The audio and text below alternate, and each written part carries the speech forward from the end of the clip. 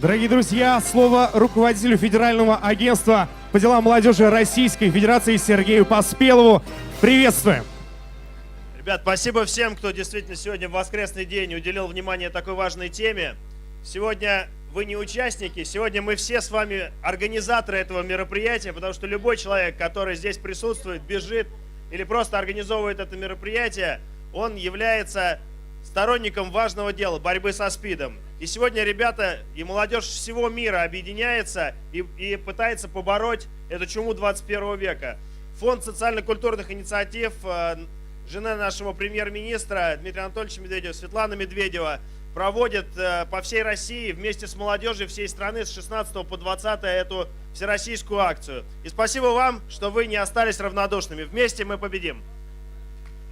Дорогие друзья, ваши аплодисменты. И мы благодарим, что сегодня вместе с нами руководитель КамАЗа Сергей Анатольевич Кагогин. Ваши аплодисменты. И наша казанская, татарстанская звезда Эльмира Калимульна поприветствуем аплодисментами. И депутат Госдумы Альфия Гумаровна Кагогина. Друзья, также ваши аплодисменты. Друзья, остается ровно 1 минута 60 секунд до того, как будет дан выстрел и состоится первый старт Казанского марафона «Проверь себя». Дистанция 3000 метров, 3 километра.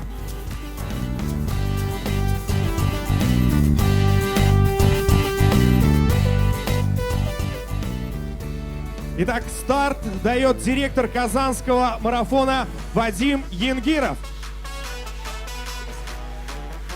10, 9, 8, 7, 6, 5, 4, 3, 2, 1. Итак, друзья, был дан старт на дистанцию 3 километра. Давайте аплодисментами болельщики, зрители на трибунах проводим наших участников, первых героев нашего казанского марафона. Дистанция 3 километра. Впереди самые массовые забеги, дистанцию 10 километров, полумарафон. Ну и, конечно же, главные герои нашего спортивного праздника, участники марафона, дистанция 42 километра, друзья.